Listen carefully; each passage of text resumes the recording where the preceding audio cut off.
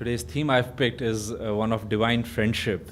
When we are speaking of friendships, I just wanted to start with this small exercise. So for a moment, let's close our eyes once again. And this will be just for about half a minute or so. Let's think of a moment in our lives. We were perhaps in desperate need of something, and some friend stepped forward, helped accomplish it, make it look so easy, effortless.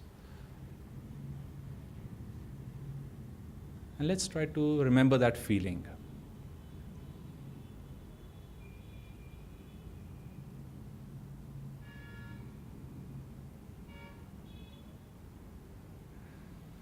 Om Shanti, Shanti, Shanti. You can go home and contemplate further. But how was that feeling? Master said it's the best feeling. He said it's the highest relationship. And of course, if we have to use our memory to think of something, why not think of those times? And I'm sure many of us perhaps over here were thinking of Master, Swamiji, how they came in our lives, perhaps a blessing they gave us, an upliftment. But also think of sometimes, because the divine can flow. It's only the divine flowing ultimately through anything. And sometimes it could be a friend in primary school. When I was doing that exercise, I thought of many instances where childhood moments where you don't even understand things like upliftment, inspiration, joy. And you get those glimpses, those moments. Friendships are built where you say, and maybe we may have declared to someone, you are my best friend. We should remain friends forever. I will always be there, and all those things, because it inspires, it touches the soul directly. It could be, of course, acts of kindness through that or words. And as we are progressing on the spiritual path, Master said we could have many relationships with God. There's a beautiful poem of his, I and you, I think, or I am thou and I. And he goes on, thou art the master, I am the servant. Thou art my friend, I am thy friend. And on. Thou art the beloved, I am thy lover, and such. And in the end, he would say that the relationship, we can have a motherly, fatherly relationship. But he said, as the soul moves further and further, as the proximity comes, we realize, but of course, you are my friend. You've always been my friend. And like Swami used to say in one of his favorite songs, too long I did stray, flung lifetimes away, imagined you did not care. I know now your smile was mine all the while. I listened and love was there, that you, my dear friend, through people, through many things, were always there with me. But again, as we come onto the spiritual path, many times our perception of friendship, and we said in our prayer, greatest friend God, our perception can be quite different. After a few months, we may say, he's not really like my best friend in school. The tests he's sending, the blessings, so I pray for blessings and things turn out slightly different. What's going on? So I'll also share some stories of how the saints have defined, or God himself has declared to some of them, that this is how I treat some of my friends. You may remember that story. But in divine friendship, it's important to remember that a friend is trying to help the other, and in our case, God, Guru, is trying to help us through his guidance. Now, of course, a very interesting friendship, as I was saying, was between Arjuna and Krishna. Very sacred. If you read the Srimad Bhagavatam or the the Mahabharata before the Bhagavad Gita starts, there are beautiful instances of merriment, fun, even pranks between them both. And so many wonderful things. But when, at some point in that life, they came to the decision where one friend told the other, you're seeing this army in front of you. And my expectation, I will not fight. I will ride your horses, Krishna said. I expect you to kill most of these people. And Arjuna says, my Lord. And it was an outward battle. Master said it had inner teachings and implications, but it was playing out outwardly too. And in that moment, let me read from chapter 2, which is of Sankhya Yoga in the Mahabharata, some of the words Swami writes. Arjun replied, I hope we all know that setting, and he's in between the two armies, and Krishna has just asked of him this. Arjun said, "O slayer of Madhu and destroyer of foes, Krishna, how can I make war shooting arrows?"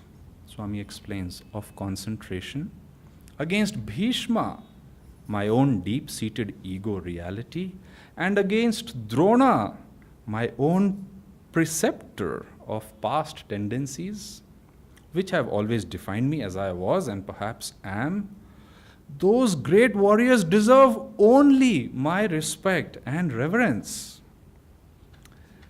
Goes on to say, "O Bharata," to whom Sanjay says to Dhritarashtra at that time, having thus addressed Krishna, Arjun declared further to Krishna, "I will not fight." Thereupon he fell silent. O friend, O Bharata, to him who placed between the two armies sat in lamentation the Lord of the senses, Krishna, as if smilingly spoke the following words. And I'll read just a few of them, it's a long discourse. "As the ego keeps the thread of self-awareness unbroken through infancy, childhood, youth, and old age, so also the embodied soul, which gives consciousness to the ego, maintains its awareness uninterruptedly, not only through the stages of earth life, but through the appearance of successive bodies." He's saying there is no death. "That which is unreal," he goes on to say, "does not exist. That which is real cannot cease to exist. Those who possess wisdom know the final nature of reality, of what is and what is not." And again, as a friend, he's trying to help his other friend into that. And finally, he says, many verses later, "I have thus explained to you the ultimate wisdom of Sankhya. Now hear the wisdom of Yoga, equipped with which, O Partha, you will break all the shackles of karma." That on one level, in these verses in between, Krishna also explains to him, declares even, "Get away from my ocean of suffering." My means he created it, he's owning it. He's also declaring, very few people would create a piece of art and declare it's an art of suffering, it's a music of suffering, or perhaps, it's an entire creation. Here the creator is saying, "Get away from my entire ocean of suffering." That's all you will get over here, Arjuna. But again, after he has explained that, he also tries to help him understand, because at some stage of our evolution, we could get disturbed with God, we could get upset. What are you trying to say after all these incarnations, which as much as they are a dream, while we are going through them, they seem so real. Are you telling me this was all set up by you? And all a dream, as Swami used to say, and every single thing in the end, adding up to one big zero. He said that has to be the sum total of all our millions and millions of incarnations. It in the end has to be zero. And it's like the clock. There's the one mythological story that the demons are being demons are attacking the devas. And somebody tells the devas, "You have only one moment to slay these demons. And at that time, this planet, that planet, and the third will be in alignment. Shoot the arrow through them, and all of them will instantly die." And I think a deeper implication is that our physical body, astral body, causal body, if we can focus one pointedly with deep concentration in a moment. Master said, if you keep your attention here, he said, in a moment, delusion is gone. You see a divine experience inside and you're convinced, oh, there were no demons. But we have to get that moment. And Krishna is here trying to tell him that I created this. Arjuna is trying to say, why did you create this? Why this situation? Why we have to kill one another? And again, remember, it happened outwardly. And he's trying to say that I created out of joy so that you understand I was alone and I wanted you to be with me, all of you to be with me. And then each one by one understanding that this was nothing but a show. And finally, joy lies infinity, which I've been trying at least for 10 years to understand what infinity is. Each time it gets bigger and bigger.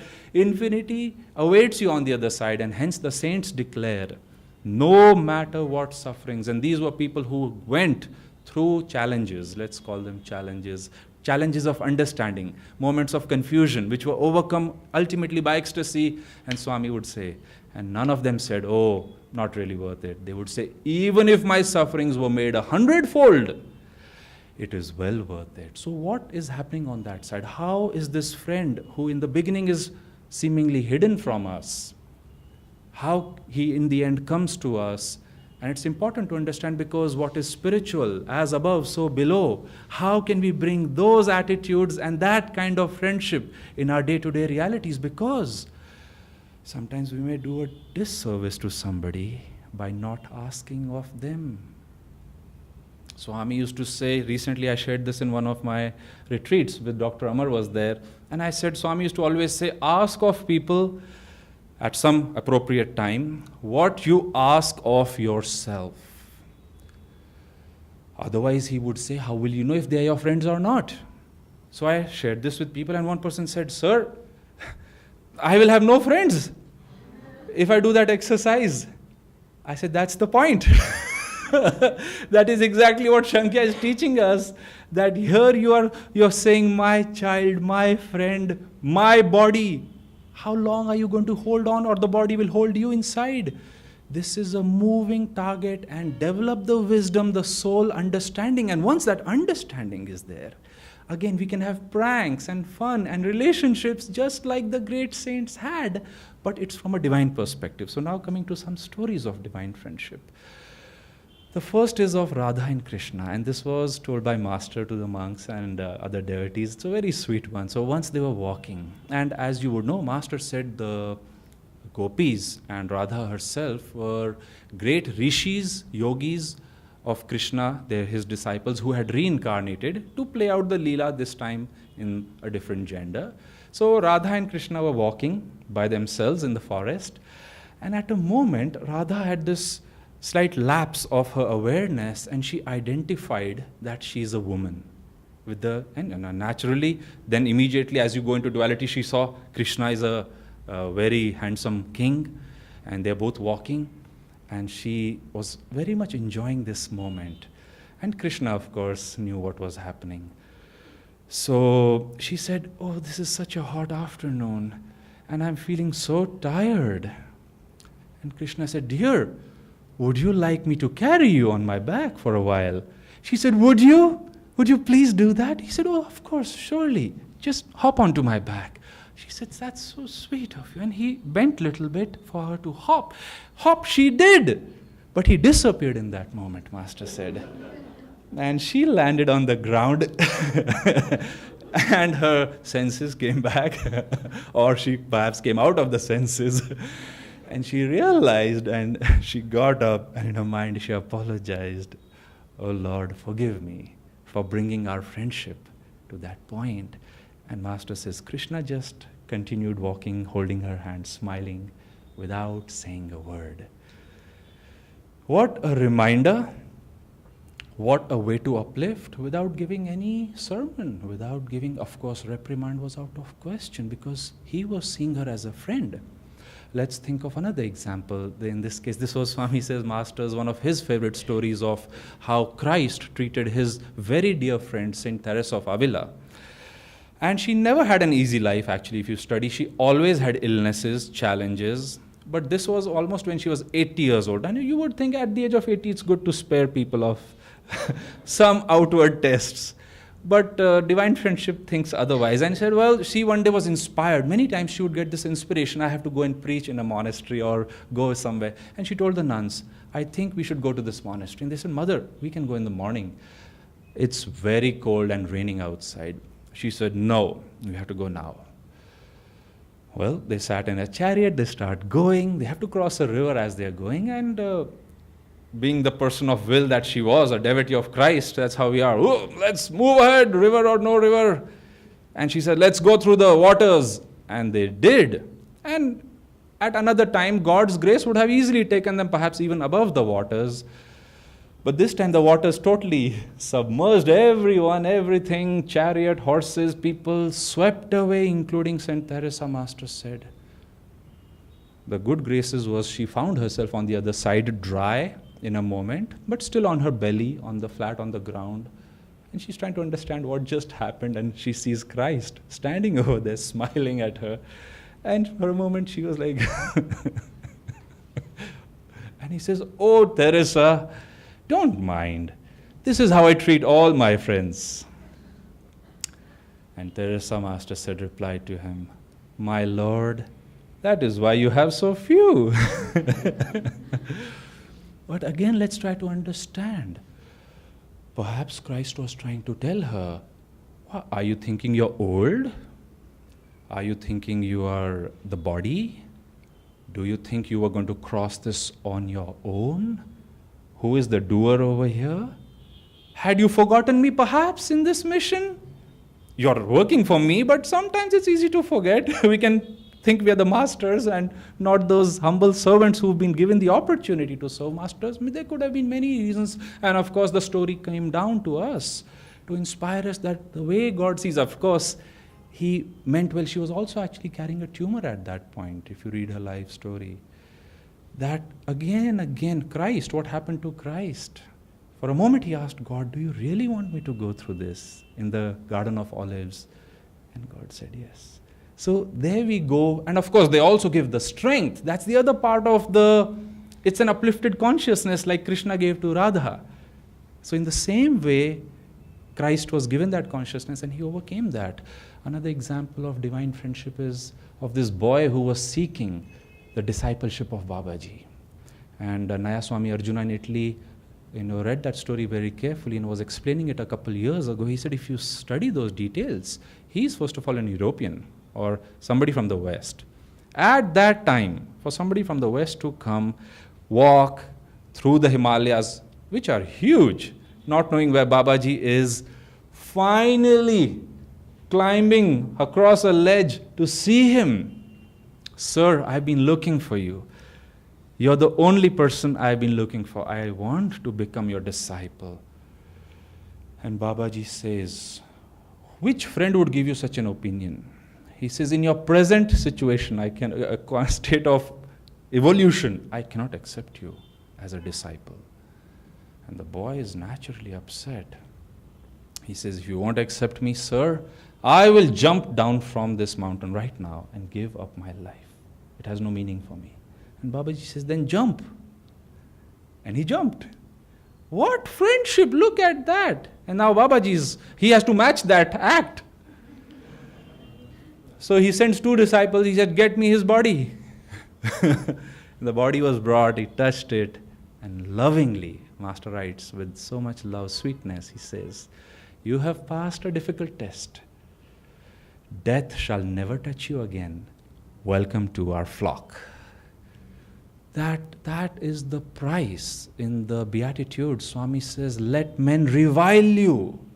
May you earn their persecution.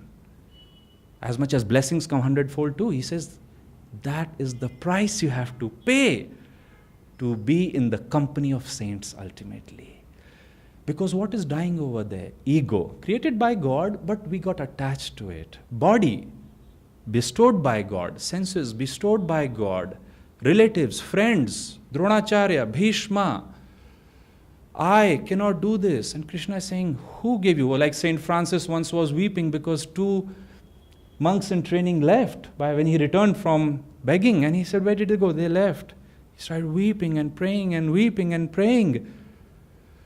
Christ appears after his prayers. He said, why are you so upset, Francis?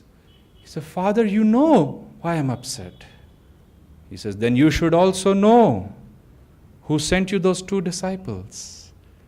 He says, who sent it to you? He said, you sent me those. So who has the right to take them back? You have the right, Father. And he then went on to explain that they had fallen anyways, so it was time for them to leave. And he blessed them. At that moment, he said, your order I bless for all eternity. This is my word, that as long as you are putting out the right effort, my blessings will continue. And finally, I want to share a story of divine friendship between the 2 soul mates that Swami spoke of, Master and Sri Yukteswarji. And Sri Yukteswarji's training in Master's own words. He says, if father was something and my older brother was another, bigger taskmaster, He said, Sri Yukteswar was drastic, cannot be compared. And he says his hammer, all but a couple fled under that hammer. Hammering. Yeah, are you my best friend? Hammer after hammer for years. Of course, with so much love also. But how did the divine friendship start? When the disciple is ready, the Guru appears. And Master said, he was weeping one day. What's going on in my life? I have no guidance. Nobody understands me. And he finally, he has to go buy vegetables. And he's like, come on, there has to be something more in life. His friends were not understanding his desire to meditate. And a voice said, thy master appeareth today. And as he was going through the vegetable market, before he could go to the door of the master or something, his master was standing there in the sun in the middle of the road, awaiting the coming of his friend. But after he received him, remember they fought because of master's issue, master had this tussle with him. And Babaji said that Sri Yukteswarji said that you have to understand that I am trying to make you in a certain way. And that is very important, friends, as disciples. I was also trying to think of this, that sometimes now Master is not in the body. And as Swami would say, his picture is always smiling. If that picture would just even facially tell us how things are, Sri Yukteswar's eyes tell me very clearly how things are inside me. But Master's face is a bit too sweet, always smiling. And like somebody once came, he said, I want to discuss some things with you. I need to change. And I said, sure, come. Yeah, let's sit down for a session of counseling. And we sat, and there was Master's picture on the wall. And he says, Master is so great. He has so much power. He can do anything. Oh, I love his smile. And after a while I said, yeah. Weren't we going to discuss something? He said, yes, but I was hoping that the Guru could change me. I said, Guru will change you, but you and I have a lot to do, 25%. 25% of a few incarnations can add up to quite a bit. But still, Master said, you do your part, I do my part, and then we go from there. So, was I trying to share another story? Yes. The last thing I wanted to share was why I chose this theme is because Ezekiel and Surya, two of our very, very dear friends, are just moving, change of address. Not even a change of family so much, just going to Italy. If anything, it's an invitation for us to travel there. They'll be like, let's see who are our friends now. And I for sure have promised. See, promises are easily given, hard to fulfill. But I said, if I don't give one, how will I move in that direction even? So I've given a couple people now promises in Europe that when I come next time, I'll meet you. Now that's Holland, this is Belgium, this is Italy. But those ghosts keep coming. Greater the will, greater is the flow of energy. And by magnetism, you can do that, Aditya. So in the same way, since they're moving over there, it's been many, many years of friendship, visits. And I hope we've tried to be gentler friends than what some of the stories I said. And have shared this wonderful household with them all. And we really will be missing you, but we are so happy that you'll be adding so much light over there. And I also think that, again, we may face heartbreaks and feel sadness. The mind will tell us we shouldn't, and we should not, yeah, that's true. But then who's behind this? It's Babaji. He is the one who is always doing the intermixing between East and West, and he had released that secret long ago. So we should always understand that it's the masters, they're trying to accomplish something, and later we can join the dots. And as Swami used to say, but he said, if your life is going too easy, he says, that's a time to rethink. He said, because Master would say, an easy life for certain is not a victorious life. And if Swami, Saint Teresa, Christ himself, Arjuna, great master were tested, I think partly they are tested to show us that between those two friends, who really helps whom? So when we are tested and we say, help me, God comes, and Swami would say again and again, I cannot do this, but my master through me, through my friends can do anything. That our discipleship remains ever fresh, ever new, And whether it be a Mahabharata in front of us, whether it be anything, we keep moving in that direction, and greater peace also comes. That is also the fruit, that ultimately that wisdom comes. Oh, this is not really happening, but since I'm on this journey, I have to understand it's not happening. I have to come out of it through meditation, through satsang, through the scriptures, through the ultimately grace of our divine friend, our Guru. So I'd like to invite Barakhil now, or after the Arti? Okay. Because as I said, there are some surprises. One surprise was I thought I'll give a shorter discourse and allow for greater singing, which is coming. But we are all working in a direction.